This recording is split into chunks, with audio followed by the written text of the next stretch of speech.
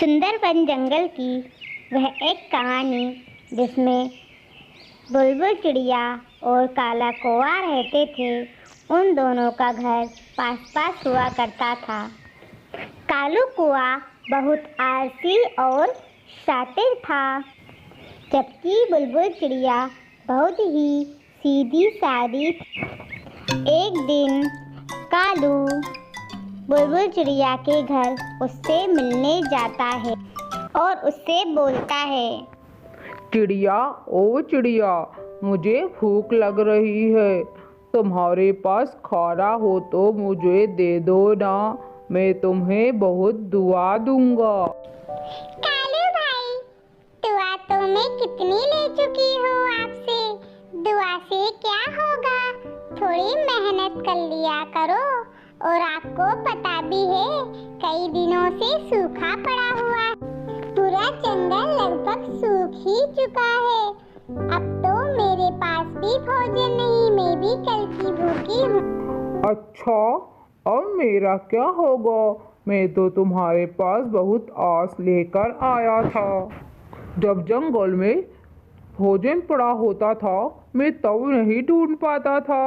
अब तो सूखा हो गया है, अब कहाँ से ढूंढ पाऊंगा मैं भोजन? मैं तो गया काम से। वैसे कालू भैया, मुझे एक आइडिया आया है। वो किसान की पत्नी है ना, वो बहुत दयालु है। वो हमें जरूर भोजन देगी, हमारी मदद करेगी वो। हाँ चिड़िया, जल्दी चलो, सब काम में देर किस बात की। और मुझे तो बहुत जोरों की भूख लग रही है। फिर चिड़िया और काला कौवा दोनों गांव की तरफ जाते हैं। वह दोनों किसान के घर के आगे आकर खड़े हो जाते हैं। किसान की पत्नी इधर गरम गरम आलू के पराठे बना रही होती है अपने छोटे छोटे बच्चों के लिए। चिड़िया बहन, मुझे तो आलू के पराठे की खुशबू आ रही है। ये बहुत ही स्वादिष्ट होते हैं खाने में। आपने खाए हैं क्या आलू के पराठे कालू भैया, जो आपको स्वाद का पता है? हाँ चिड़िया, एक बार किसान की पत्नी ने अपने बच्चों के लिए आलू पराठे बनाए थे और वे बच्चे आंगन में आलू पराठे खा रहे थे और मैंने उन बच्चों से आलू पराठे छीन कर वहाँ से भाग गया था। और किसान की पत्नी ने मुझे देख लिया था। मेरे पीछे वह दौड़ लगा रही थी, परंतु मैं जल्दी जल्दी भाग गया और एक पेड़ पर बैठ के स्वाद ले रहा था अंडे के पराठे का। हाय, क्या स्वाद था, सोचकर भी मुंह में पानी आ रहा है। ओहो कालू, ये आपने क्या किया? अब तो वह किसान हमको कुछ भी खाने को नहीं देगी। अब हम किसान की पत्नी से कैसे मांगे? क्या वो हमको दे देगी खाने के लिए? मुझे तो नहीं लगता वो हमको देगी। वो मुझे नहीं देगी चिड़िया, परंतु तुमको जरूर देगी, क्योंकि उसने मुझको देखा है।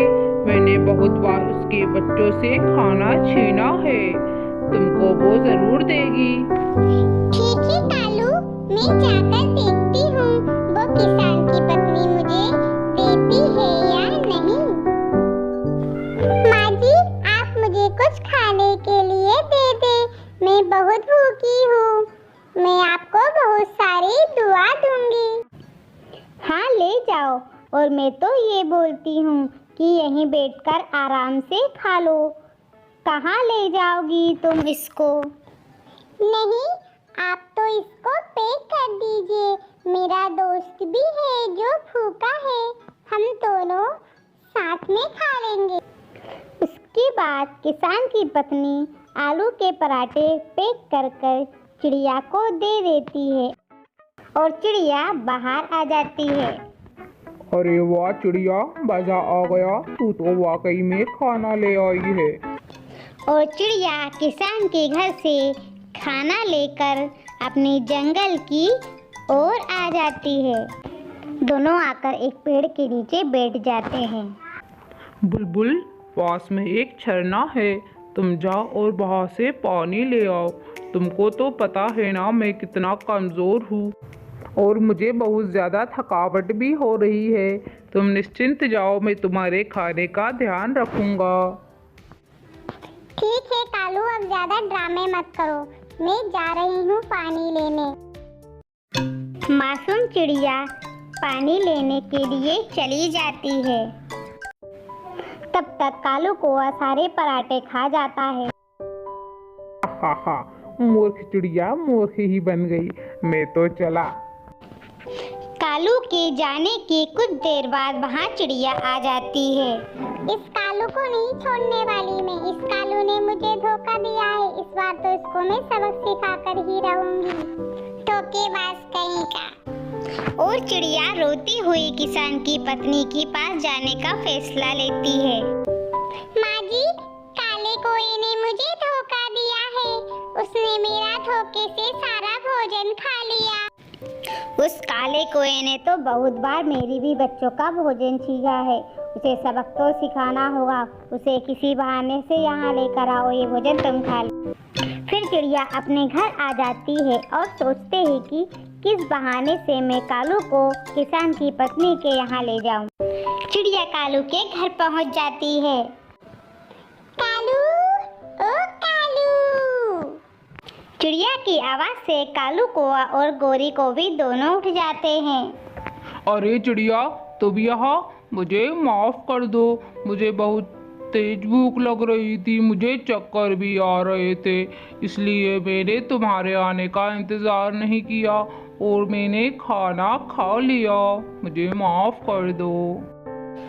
कोई बात नहीं कालू, मैं तुमको कुछ बताने वाली थी, परंतु इससे पहले तो तुम चले गए।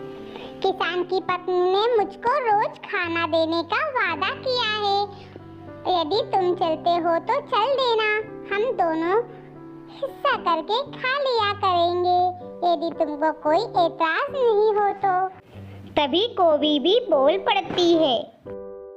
चिड़िया बहन, कालू क्यों नहीं जाएगा? कालू जरूर जाएगा, और तुम कहो तो मैं भी चलती हूँ साथ में, हम तीनों मिल बांटकर खाएंगे। मुझे तो कोई भी एतराज नहीं है कोवी बहन, आप दोनों चलिए और हम तीनों मिल बांटकर खाएंगे। और तीनों वहाँ से चले जाते हैं। चिड़िया बहन, मुझे तो डर लग रहा है, परंतु किसान की पत्नी कितनी अच्छी है, वो मेरी मदद कर रही है। कालू और गोरी को भी तुम यहीं रुको, मैं किसान की पत्नी को बोलकर आती हूँ।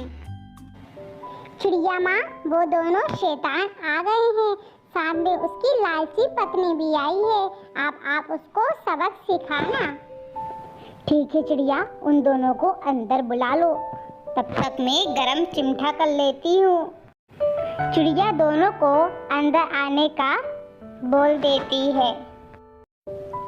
आओ कालू, आओ गोरी, चलो आज एक की जगह तुमको 2-2 पराठे दूंगी मैं।